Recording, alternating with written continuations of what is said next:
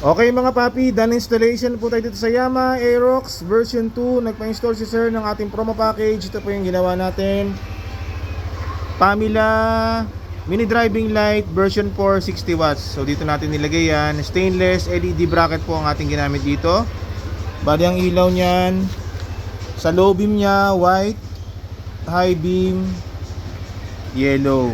So Pamela version 4, 60 watts. Yung ginamit natin pong switches, domino 3-way switch, dito po yan nakalagay. Tsaka stainless passing switch para sa passing. Pag naka-off, nakapag-pass light, low beam and high beam, may passing tayo. Sa busina ni sir, ang kasama ng package natin, PIAA auto style horn, dual horn setup, stock horn selector switch. Naglagay po tayo ng yellow switch dito sa packet. So bali pag naka-off yan, stock horn yung tutunog, and then may rapid po. Okay, pag nilong press magra-rapid. Then switch, PIA horn, rapid. Okay, so pre na po yan, rapid mode tsaka combo lights. Rapid, high.